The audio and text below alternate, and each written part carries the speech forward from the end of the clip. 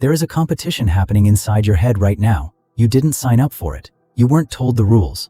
And the opponent has spent billions of dollars making sure you lose. This video is about what that competition is actually doing to your brain, and why the answer has nothing to do with willpower. Before smartphones, before social media, before the algorithmic feed, your brain had a system. A finely tuned, evolutionarily ancient system for deciding what deserved your attention. It was called the dopamine reward pathway, and for hundreds of thousands of years, it worked exactly as designed. You saw food, dopamine spiked. You heard a threat, dopamine spiked. You solved a problem, dopamine spiked. The spike told your brain, this matters, pay attention here. And then crucially, it faded, it reset, and you moved on. That reset is everything, because the reset is what allowed your ancestors to focus, to think in long arcs, to build, to plan, to sit with discomfort long enough to solve something real. The reset was not a bug in human cognition, it was the entire architecture of sustained thought. And TikTok, along with every short-form platform engineered in its image, has quietly, systematically, and very deliberately broken it. Here is the statistic that should stop you cold. In the year 2000, the average human attention span was measured at approximately 12 seconds. By 2025, that number had fallen to somewhere between 6 and 8 seconds, shorter than a goldfish.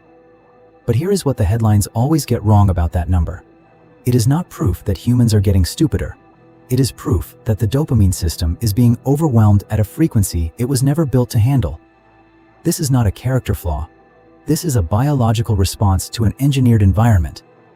To understand what is actually happening, you need to understand what dopamine actually is, because almost everything you have been told about it is wrong. Dopamine is not the pleasure chemical. That is the myth. Dopamine is the anticipation chemical. It is the neurochemical of seeking, not of finding.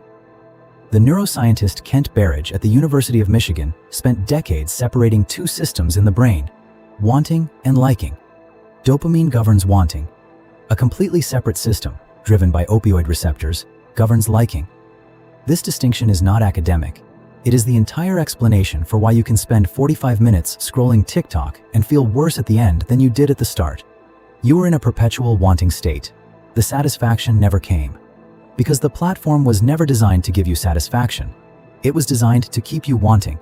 Every time a new video loads, before you have even processed the one before it, your dopamine system fires. Not because the content was good, because it was new. Novelty is the oldest dopamine trigger in the human brain. For your ancestors, novelty meant potential opportunity or potential danger, both worth paying attention to. The algorithm has learned to serve you pure novelty at a rate of approximately one stimulus every 3 to 15 seconds. Your seeking system cannot distinguish between a piece of genuinely important new information and a video of someone dancing in a kitchen. It responds to both the same way. Spike, reset, seek again. Spike, reset, seek again. But here is what changes when that cycle runs at TikTok frequency. Every dopamine spike is followed by a small trough, a micro withdrawal. In a natural environment, those troughs are rare enough that they barely register. In a 60-minute TikTok session, you may experience hundreds of them. And the brain, which is always optimizing for survival, begins to adapt. It downregulates its dopamine receptors. It reduces its sensitivity to the signal. This is the same neurological mechanism documented in substance dependency research, the brain requiring progressively more stimulus to achieve the same response. You are not weak. You are adapting. Your brain is doing exactly what it was built to do. The problem is that it is adapting to an environment no human brain was ever designed to inhabit. Think about what this means for a moment. Really sit with it. Every morning you wake up, your brain's reward system is already calibrated to the highest stimulation environment it experienced the day before. That means a lecture, a book, a conversation, a spreadsheet, a piece of your own creative work. All of it registers as flat. Not because those things are less valuable, but because your dopamine baseline has been artificially elevated by a machine that never sleeps and never stops optimizing. You are not bored by meaningful work. You are neurologically overprimed for a class of stimulus that meaningful work cannot compete with. And this is where the second system enters the picture, the one that is perhaps more important than dopamine itself. Located behind your forehead in the frontal lobe sits the prefrontal cortex. This is the structure that neuroscientists sometimes call the CEO of the brain.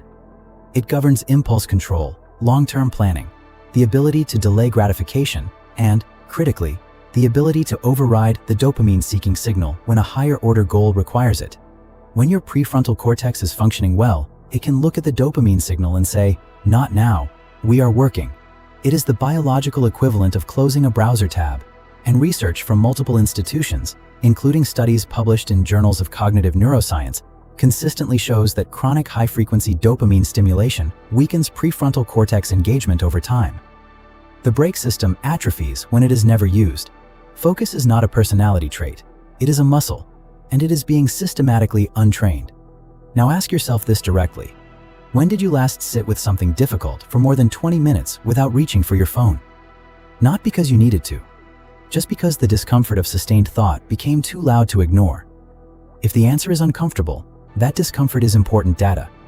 It is not evidence of laziness. It is evidence of a system that has been quietly recalibrated by thousands of hours of frictionless stimulus and has lost its tolerance for the productive discomfort that all real thinking requires. The question that follows, the one that actually matters, is whether any of this is reversible, whether the brain that has been shaped by years of algorithmic feeding can be reshaped by something else. And here is where the neuroscience becomes genuinely hopeful, though in a way that demands honesty about what recovery actually requires. The brain is not a fixed structure. It is a dynamic plastic organ that rewires itself in response to the environment it inhabits repeatedly. This is neuroplasticity, and it operates in both directions.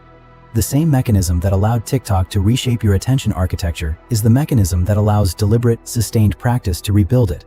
But neuroplasticity is not fast, and it is not comfortable. The research on attention restoration, including work building on the attentional control frameworks developed by cognitive scientists in the last 2 decades, consistently points to the same set of conditions: boredom exposure, sustained single-task engagement, delayed reward practice, and the deliberate removal of high-stimulation inputs during recovery windows. What this means practically is that the path back to focus runs directly through the thing your brain currently finds most aversive: long, slow, unrewarded effort. Not a dopamine detox weekend, not an app-blocking screen time limit, a sustained, structural renegotiation of your relationship with stimulus, built into your environment, not dependent on your willpower in the moment. The protocols that work are not complicated, but they are demanding in exactly the way that matters.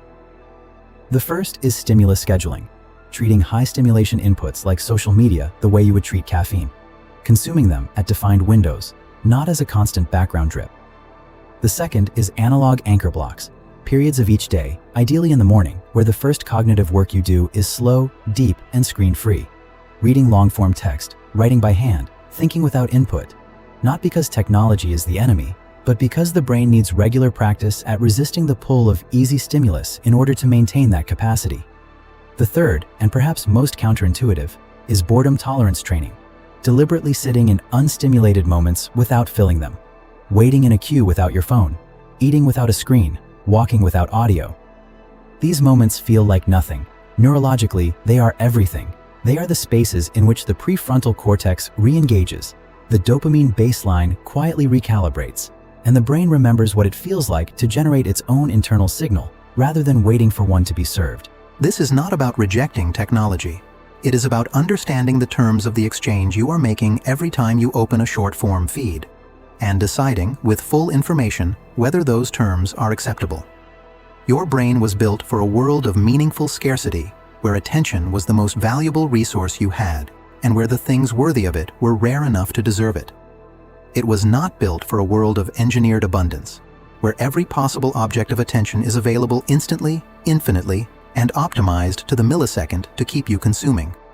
The mismatch between that ancient architecture and this modern environment is not your failure, but navigating it, deliberately, systematically, with the patience that real cognitive repair requires. That is your responsibility. The social media brain is not a permanent condition. It is a temporary adaptation to an extraordinary environment. And the most important thing you can understand about your own attention, right now, in this moment, is that you are not broken. You are a Paleolithic mind in a Silicon Valley cage. And the door has always been open.